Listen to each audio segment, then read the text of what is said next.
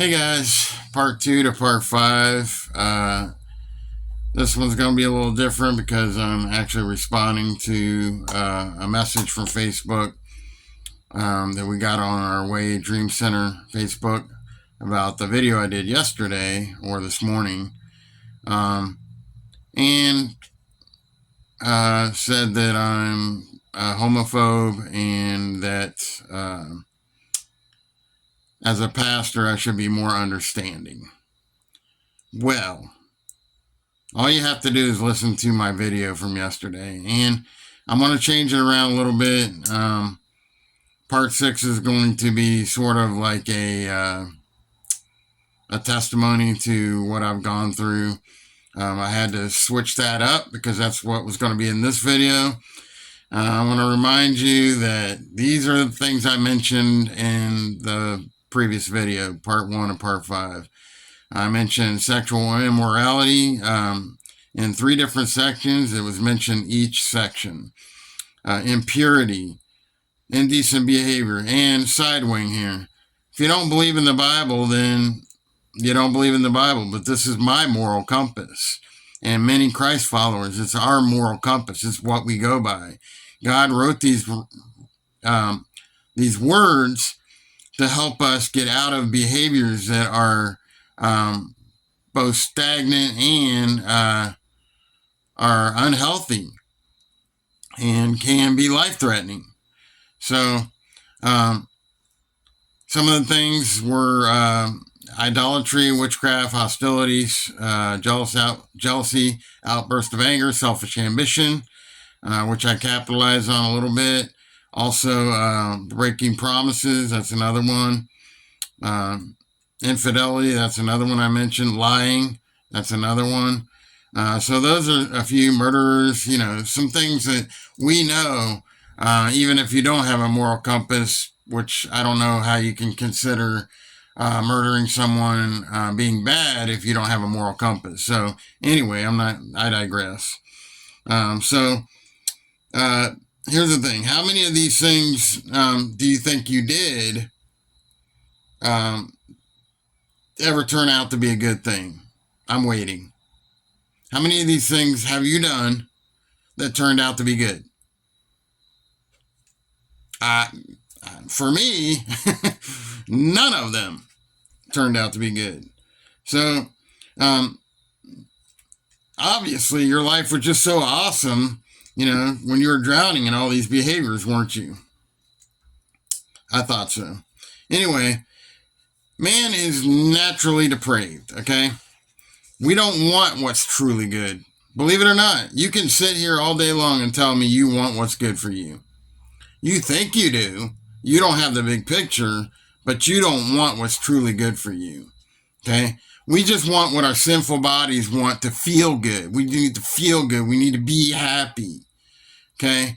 Temporary, fleeting pleasure, not the pure joy God gives you. Like tonight, I did not feel like making this video tonight. I had no ambition today. I woke up, I was so out of it, depressed, my back's hurting, all the things. And God's like, nope, you're going to do this next video. You said you're going to do a part 2, we're going to do a part 2. I can't validate every doubt you have. I can't. I can only tell you where I came from. All right? I can tell you where I was and where I am now. And that if it wasn't for the power of God inside of me, I wouldn't want to do something like this.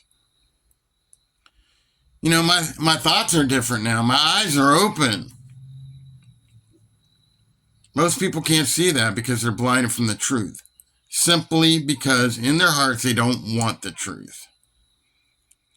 Be honest with yourself. They want their reality. What they think is right. So if you have no moral compass, what you think is right, then why can't I think what I want? No one brainwashed me. There was just a transformation that happened. I prayed more. I worshiped more. I did all these things that were edifying to me. When I surrendered my thoughts and my desires, everything that I wanted to do, God took over that, my cares. I do want to address this one video my daughter sent me about somebody said that God was a deceiver in the beginning, not Satan. You know, God said there was a tree of good and evil, don't eat of it, or else you'll die. Well, the deceiving part was that you'll die. Well, God clearly set the boundaries to the first couple. They disobeyed. They ate of the tree of the fruit of good and evil. When he told Adam he would surely die, what he meant was a physical separation. And the entirety of the beginning of the Bible, if you think about it, if you read it, the purpose was for them to live forever. But because they ate of the tree of the knowledge of fruit and evil, or you know what I mean, I'm not going to go back and erase this again. They ate of the tree of the good and evil. God opened their eyes. But because of that, they will now see death. They weren't going to die, but now they will. Now, they didn't die immediately. It was a spiritual death first, and then they physically died. So, you know, man didn't want what God wanted for him, okay? The fellowship with God 24/7. God gave them limited life. Hence, eventually, Adam and Eve died physically. Dying in the spiritual realm also means a separation from God. So it was twofold. So, anyway, at the beginning of the Bible, speaking of Adam and Eve, we're going to go further here. God created man in his own image, male and female. And this is why I'm doing this video. I had to switch it up a little bit, and it might be a little bit longer. God bless them. And God made Eve from the rib which he took from Adam and brought her to him. And then Adam said, "At last, this is bone of my bones and flesh of my flesh. She shall be called woman because she was taken out of a man. For this reason, a man shall leave his father and mother and be joined to his wife, and they shall be one flesh."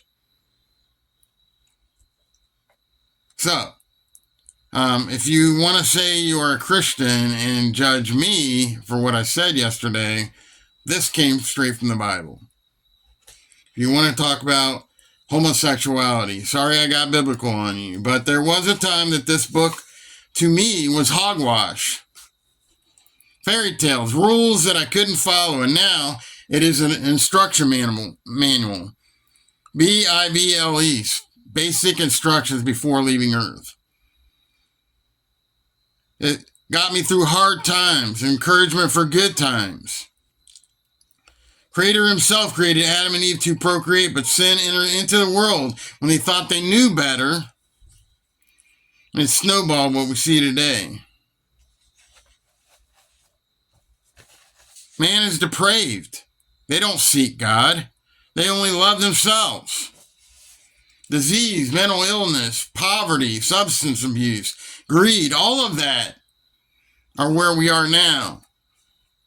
Man just wants to believe it doesn't exist because it's not going his way.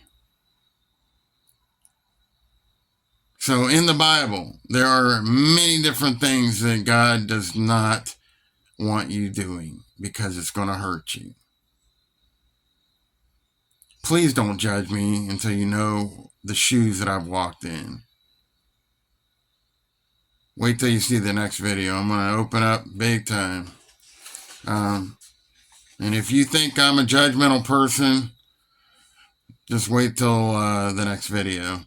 I don't have much more time, under 10 minutes, so the next one will have a video behind it. But that's it for today. Peace.